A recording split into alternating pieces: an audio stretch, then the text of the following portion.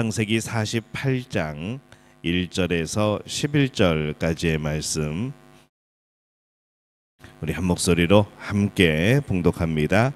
이 일 후에 어떤 사람이 요셉에게 말하기를 내 아버지가 병들었다 하므로 그가 곧 두 아들 므낫세와 에브라임과 함께 이르니 어떤 사람이 야곱에게 말하되 내 아들 요셉이 내게 왔다 하매 이스라엘이 힘을 내어 침상에 앉아 요셉에게 이르되 이전에 가나안 땅 루스에서 전능하신 하나님이 내게 나타나사 복을 주시며 내게 이르시되 내가 너로 생육하고 번성하게 하여 내게서 많은 백성이 나게 하고 내가 이 땅을 내 후손에게 주어 영원한 소유가 되게 하리라 하셨느니라. 내가 애굽으로 와서 내게 이르기 전에 애굽에서 내가 낳은 두 아들 에브라임과 므낫세는 내 것이라. 루벤과 시므온처럼 내 것이 될 것이요 이들 후에 내 소생은 내 것이 될 것이며 그들의 유산은 그들의 형의 이름으로 함께 받으리라. 내게 대하여는 내가 이전에 밧단에서 올 때에 라헬이 나를 따르는 도중 가나안 땅에서 죽었는데 그곳은 에브라까지 길이 아직도 먼 곳이라. 내가 거기서 그를 에브랏 길에 장사하였느니라. 에브랏은 곧 베들레헴이라. 이스라엘이 요셉의 아들들을 보고 이르되 이들은 누구냐? 요셉이 그의 아버지에게 아뢰되 이는 하나님이 여기서 내게 주신 아들들이니이다. 아버지가 이르되 그들을 데리고 내 앞으로 나아오라. 내가 그들에게 축복하리라. 이스라엘의 눈이 나이로 말미암아 어두워서 보지 못하더라. 요셉이 두 아들을 이끌어 아버지 앞으로 나아가니 이스라엘이 그들에게 입맞추고 그들을 안고 요셉에게 이르되 내가 내 얼굴을 보리라고는 생각하지 못하였더니 하나님이 내게 내 자손까지도 보게 하셨도다. 아멘. 할렐루야. 하나님의 은혜가 오늘 새벽에 하루의 첫 시간을 주 앞에 드리는 우리 믿음의 가족들에게 함께 하시기를 예수님의 이름으로 축원합니다. 오늘 말씀은 야곱이 요셉의 아들을 양자로 받아들이는 그런 내용을 담고 있습니다.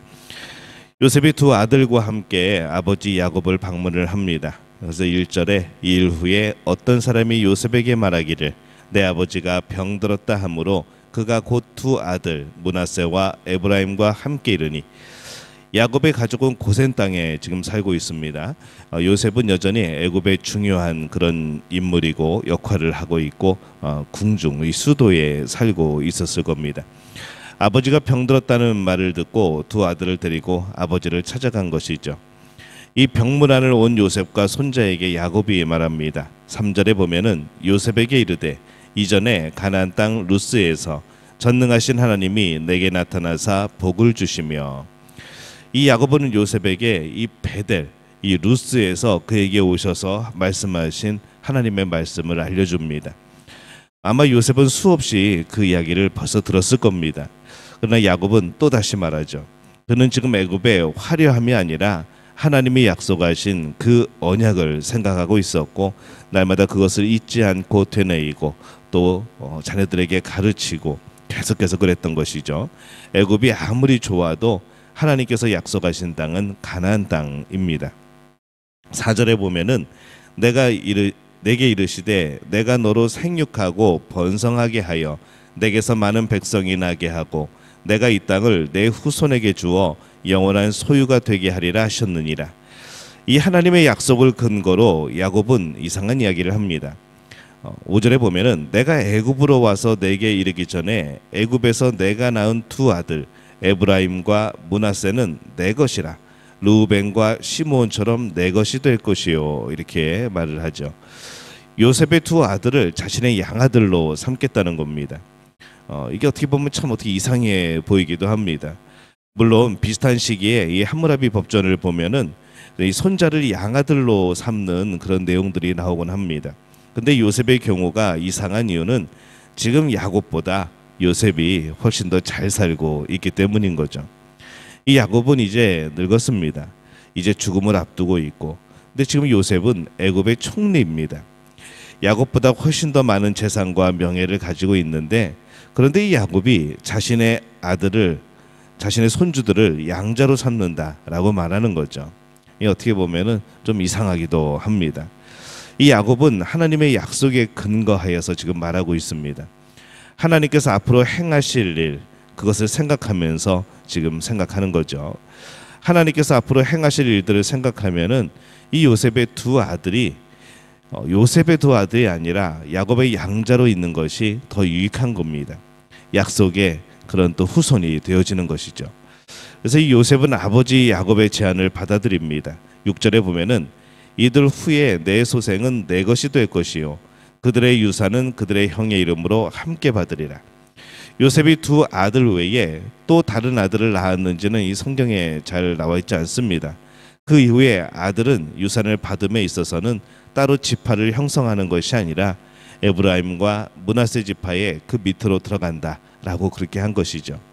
그래서 야곱의 아들로 이제는 완전히 흡수되는 이제 그러한 결론을 냅니다. 뭐 어떠하든지 상관없이 중요한 것은 이 요셉의 두 아들 므낫세와 에브라임이 야곱의 양아들이 되어서 르우벤과 시므온처럼 이 가나안에서 그 자기들의 몫을 받게 되는 것이죠.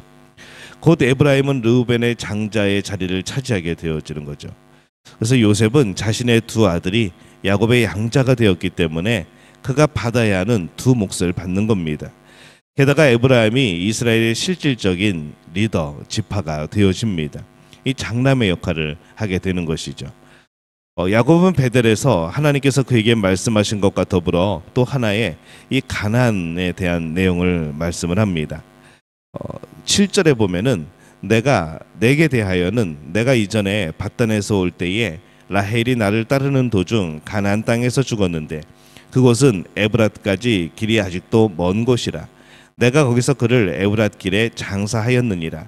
에브랏은 곧 베들레헴이라 이렇게 말씀을 합니다. 그가 사랑했던 아내 라헬이 가나안에서 죽었습니다. 그러니 그의 마음은 더욱더 가나안 땅에 있는 것이죠. 게다가 요셉은 또 라헬이 낳은 장남입니다. 그래서 야곱은 요셉의 두 아들이 자신의 두 아들이 되어서 그렇게 아들을 낳고 싶었던 이 라헬의 소원을 더 풍성하게 성취를 하고 이 가나안을 더 기약하도록 하기를 원합니다. 이 두 손자를 자신의 양자로 삼음으로 너희들의 할머니가 가나안에서 죽으셨다라고 말하는 것이 이제 너희 어머니가 가나안에서 죽으셨다로 바뀌게 되어지는 것이죠. 8절에 보면은 이스라엘이 요셉의 아들들을 보고 이르되 이들은 누구냐 이렇게 말을 합니다. 어떤 의식이 시작된 것 같습니다. 어떤 임직식을 할 때나 위임식을 할 때에 하면서 이름을 확인하는 것, 이제 그런 것이죠. 이제 호명을 하게 되는 거죠. 요셉이 말합니다. 요셉이 그의 아버지에게 아뢰되 이는 하나님이 여기서 내게 주신 아들들이니이다. 아버지가 이르되 그를 데리고 내 앞으로 나오라. 내가 그들에게 축복하리라. 이렇게 9절에 말씀을 합니다.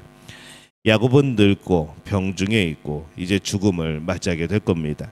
그러나 그는 마지막 힘을 내어서 이 요셉의 두 아들을 자신의 아들로 양자 삼는 일을 지금 하고 있습니다. 그렇게 함으로 인해서 야곱은 12지파 플러스 1이 되어지는 것이죠. 레위는 성전의 일을 하도록 따로 세워질 것이기 때문에 이 땅 분배를 하지 않고 따로 떼어놓습니다. 그래서 실질적으로는 12지파라고 부릅니다.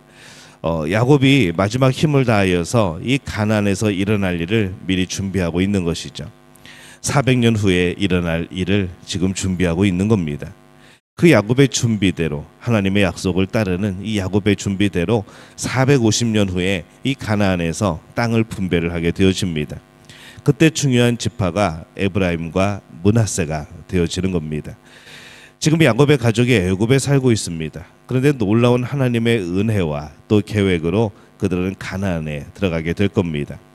그때를 위해서 하나님께서 이 야곱에게 요셉의 두 아들을 양자로 삼으시게 하기 위해서 요셉에게 미리 두 아들을 주신 거죠. 그리고 지금 그렇게 요셉의 두 아들을 또 자신의 아들로 삼으며 축복하고 있는 모습을 오늘 우리가 함께 나누었습니다. 또 요셉도 그것을 받아들입니다. 야곱도 이 요셉도 하나님의 그 언약을 마음속에 품고 살았던 것이죠. 가나안을 바라보고 있었습니다. 지금 당장은 요셉이 더 명예롭고 부요하고 잘 살고 있지만은 하나님께서 야곱의 가족을 가나안에 다시 보내실 것이고 그때 야곱의 아들로서 받게 될 언약과 땅이 더 귀하고 위대하다는 것을 믿었기 때문에 그렇습니다.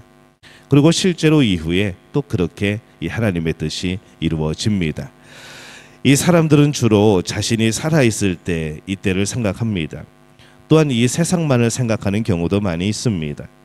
그러나 이 야곱과 요셉이 하나님의 언약을 생각하고 먼 미래의 일인 가나안까지 바라보는 그것을 오늘 우리는 봅니다. 우리의 믿음도 그래야 한다는 것이죠. 이 땅의 일만 생각하는 것이 아니라, 이 세상 것만 생각하는 것이 아니라 우리가 영원히 거할 하나님의 나라, 우리는 그것을 준비하며 살아가는 겁니다. 우리도 그렇게 믿음으로 볼 수 있어야 하는 것이죠. 하나님께서 이루시는 일들, 이 땅에서의 나를 통해서 역사하시고 이루시는 하나님의 일들을 바라볼 필요가 있습니다. 그리고 무엇이 진정 나에게 가치가 있는 일인가, 우리는 그것을 또 셈하여야 하는 것이죠. 우리가 언약 속으로 들어가 이 하나님이 주신 약속으로 들어가서 이 하나님께서 주시는 놀라운 일들에 동참하는 우리 믿음의 가족들이 되어주시기를 바랍니다. 오늘 이 땅을 살아가며 이 시대를 살아가며 하나님이 우리에게 주신, 또 우리를 통하여 역사하시는 많은 일들을 감당하게 되어지는 복된 믿음의 가족들이 되어지시기를 예수님의 이름으로 축원합니다.